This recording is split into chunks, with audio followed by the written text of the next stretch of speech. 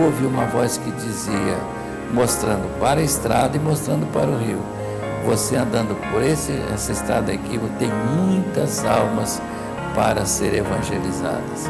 Quando eu me despertei, eu fiquei com aquilo na mente: Deus tem um plano na minha vida na Amazônia. E nesta ocasião, deste encontro de obreiros, o pastor Josias me disse: meu filho, prepara a sua chapa, porque eu vou parar. E você então vai continuar, eu vou te apresentar como o nosso candidato a presidente da convenção das Assembleias de Deus no Pará. Após a minha chegada de Tomé-Açu, dei o expediente na segunda-feira. Abruptamente ele chega na minha casa após o expediente na terça-feira, quando eu estava pensando assim muito detidamente no convite que ele havia me feito de formular uma chapa de colegas nossos para compor a diretoria para a eleição que aconteceria em Marabá no mês de junho. Fomos para a Assembleia Geral. No segundo dia houve a constatação de que 3 chapas aconteceram. Nós tivemos a nossa e mais outras 2 ocorreram. E, para surpresa minha, após a eleição houve a apuração e eu constatei que Deus estava investindo maciçamente na gente. Nossa votação foi muito expressiva e aquilo me trouxe assim, uma responsabilidade muito grande, ter que dar conta do recado. A nossa convenção é a primeira no Brasil, a convenção número 1, é a Comedepa número 1, a nossa convenção.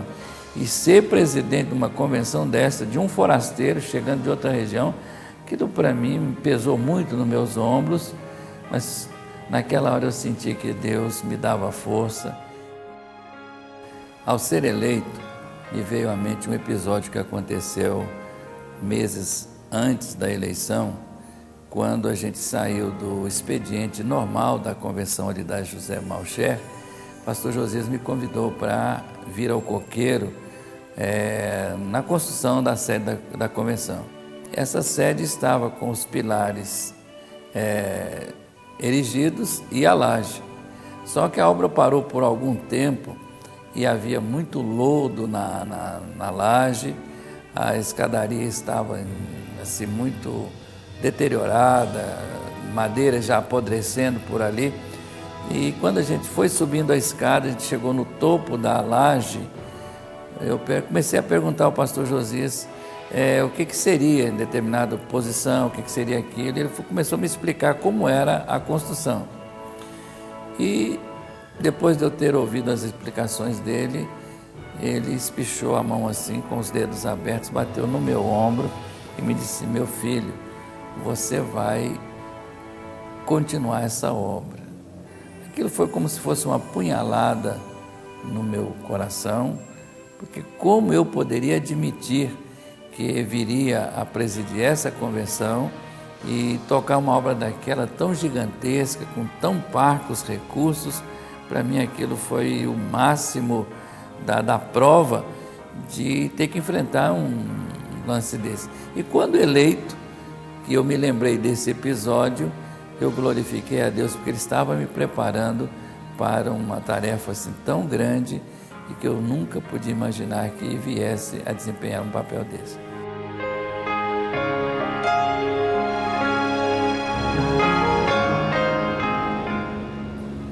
Sabendo que a nossa igreja estava em cada cantinho, em cada igarapé, em cada ramal, eu falei assim: eu vou visitar todo mundo.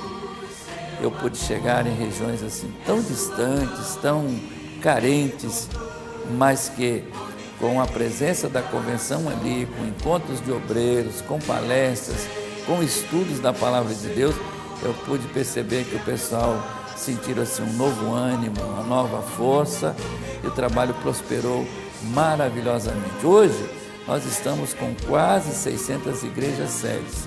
E é bom que se diga também que no nosso estado, que hoje estamos com 36 áreas de supervisão. E um detalhe muito importante,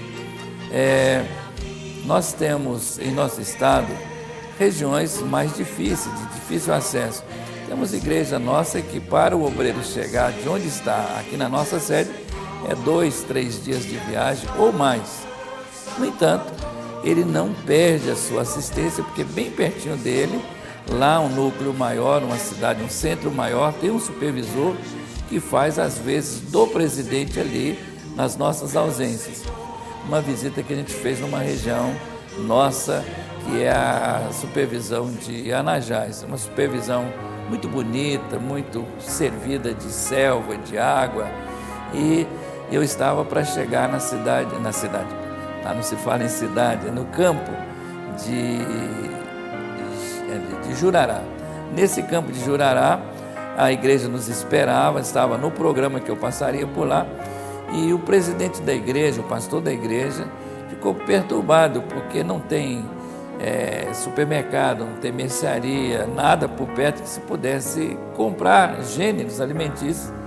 E ele, preocupado em fazer uma comida mais especial para nós, e ele disse para um diácono que fosse para o mato, fosse através de um igarapé, ver se encontrava uma caça para servir de alimentação para a gente. Quando a gente está totalmente a serviço do nosso Senhor Jesus, a gente vê coisas maravilhosas. E esse lance que eu comecei a citar, do diácono que foi procurar uma caça para servir de alimento para a gente, ele estava numa mata densa, a gente conhece a região, é um local até de difícil acesso.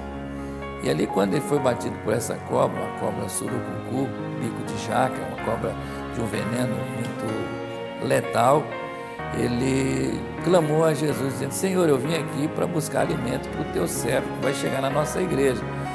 Me permita que eu chegue até o casquinho para que eu possa então ser encontrado por alguém, porque nessa mata vai ser difícil eles me acharem. E ele então começou a, manquejando, ir em direção ao barquinho, e à medida que ele andava, ele foi esquecendo que estava batido de cobra.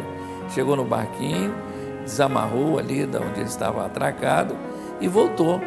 E à medida que ia remando, até que chegou na congregação, lá no Templo Central, em Jurará, ele percebeu que não sentia mais dor nenhuma reação da picada da cobra. E ele desceu do barquinho e começou a pular e a gritar, dizendo que estava curado, que Jesus tinha socorrido a ele. Foi o momento que eu cheguei e vi aquele irmão pulando, e eu quis saber o que ia acontecer. Ele disse que tinha sido aquela cura maravilhosa que Jesus tinha dado, o livramento do veneno da cobra. Eu quero inicialmente parabenizar ao meu companheiro pastor Gilberto Marques e toda a diretoria da nossa convenção pela adaptação e, na verdade, o término desta bonita sede da nossa convenção, que faz jus ser a convenção número 1 da nossa convenção geral. Então, o Estado do Pará, com toda a sua convenção, está de parabéns.